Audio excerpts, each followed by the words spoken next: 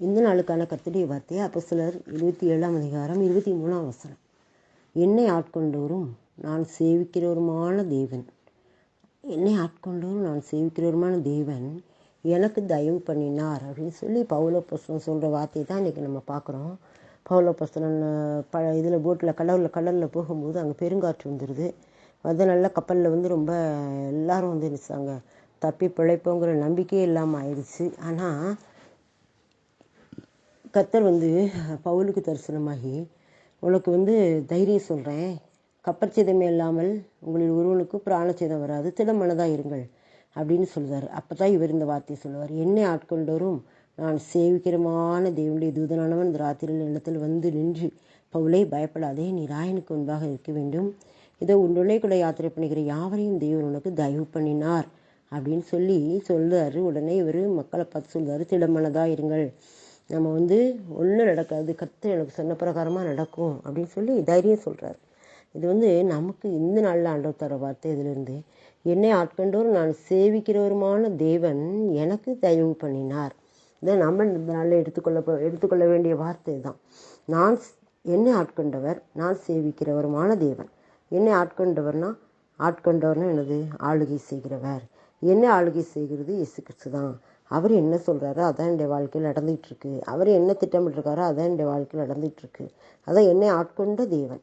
அப்புறம் பார்த்திங்கன்னா நான் சேவிக்கிற தேவன், நானும் அவரை தான் சேவிக்கிறேன், அவருக்கு தான் முதலிடம் கொடுக்குறேன் அப்படின்னு யாரெல்லாம் சொல்கிறாங்களோ அவங்களுக்கு தான் இந்த வார்த்தை. நான் சேவிக்கிற தேவன், என்னை ஆட்கொண்ட தேவன் எனக்கு தயவு பண்ணினார். அப்போ என்னுடைய வாழ்க்கையின் காரியங்கள் முழுவதும் அவர் எனக்கு தயவு பாராட்டிக்கிட்டே இருக்கார். நிறைய நேரங்களில் அவர் என்னை ஆட்கொண்டவர், நான் சேவிக்கிறவர். என்னை ஆட்கொண்டதுனால என்னுடைய வாழ்க்கையின் ஒவ்வொரு பகுதியும் அவருக்கு தெரியும். அவருடைய உள்ளங்கையில் நான் இருக்கிறேன். அதனால் அவர் இப்படி பார்க்கும்போது என்ன செய்கிறாரு பார்க்குறாரு. நான் உள்ளங்கையில் இருக்கிறதுனால நான் செய்கிற எல்லா காரியமும் அவருக்கு தெரியும். அவர் என்னை அவருடைய உள்ளங்கையில் வைத்திருக்கிறார். அப்போனா அது அவருக்கு முன்பாக மறைவானது ஒன்றுமே இல்லை அப்படிங்கிறது அர்த்தம். அதான் என்னை ஆட்கொண்ட தேவன் அவர். எனக்குள்ளே ஆளுகை செய்கிறவர் அவர் தான். என்னுடைய உள்ளத்தை ஆளுகை செய்கிறவர் அவர் தான்.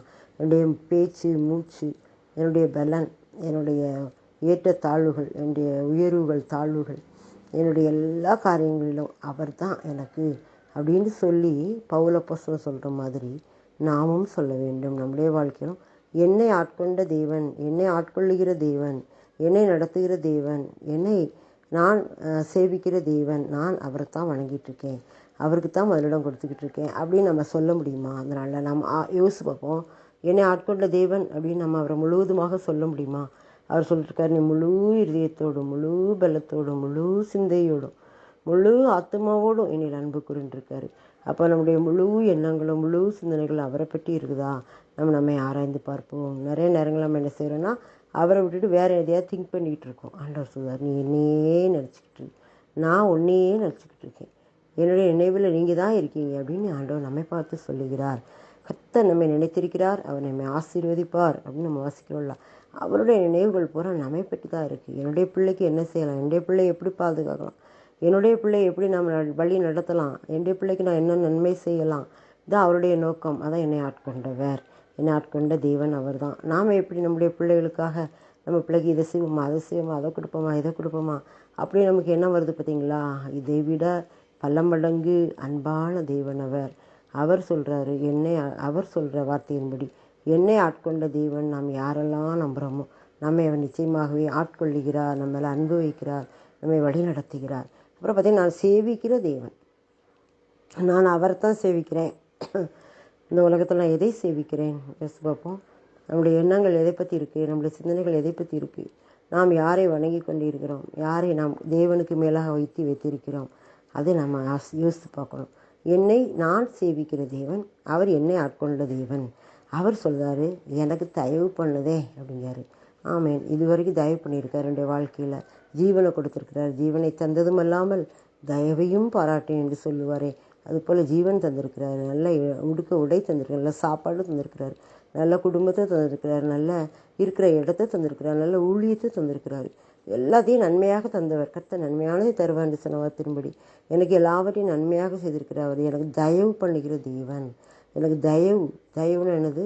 இரக்கம். அவருடைய கண்களில் கிருபை. என் கண்களில் உனக்கு கிருபை கிடைத்தேன்னு சொன்னார்ல, அந்த கிருபையை நம்ம மேலே வச்சிருக்கிறாரு. அதுக்கு பாத்திரவான்களாக நாம் நடந்து கொள்ள வேண்டும். அவர் நம்மை ஆட்கொண்டவராக நாம் ஏற்றுக்கொள்ள வேண்டும். நாம் சேவிக்கிற தேவனாக அவரை ஏற்றுக்கொள்ள வேண்டும். அப்படின்னா தான் அவர் நமக்கு தயவு பாராட்ட முடியும். நமக்கு தயவு பாராட்டுகிற தேவனாய் அவர் இருக்கிறபடியால் நாம் அவரை உறுதியாக பிடித்துக்கொள்வோம். இந்த வருடத்தின் கடைசி நாட்களில் வந்திருக்கிற நம்மை தேவன் தயவு பாராட்டி இந்த வருடம் முழுவதும் அழைச்சிட்டு வந்தாரே, இந்த வருடம் முழுவதும் பாதுகாத்தாரே, இந்த வருடம் முழுவதும் நம்மை ஆட்கொண்டாரே, நம்மை சேவிக்க வைத்தாரே, அதுக்காக நாம் அவருக்கு நன்றி சொல்லுவோம். ஆமேன். அப்பா நமக்கு நன்றி. ஆண்டவரே, இந்த நாளில் நீர் கொடுத்த வார்த்தைக்காக நன்றி. எங்களை ஆட்கொண்டவர், நாங்கள் சேவிக்கிற தேவன் நீங்கள் தான்ப்பா. நீங்கள் எங்களுக்கு தயவு பண்ணுறீங்க, கிருபை பண்ணுறீங்க, இரக்கம் பாராட்டுறீங்க. அதுக்காக நன்றி. உங்களுடைய காருண்யம் எத்தனை பெரியது. உங்களுடைய காருண்யத்துக்காக, இரக்கத்துக்காக, தயவுக்காக, கிருபைக்காக நன்றி சொல்லுகிறேன். 1000 கோடி நன்றி சொல்லுகிறேன். உங்களுடைய ஆத்துமாவை துதிக்கட்டும்.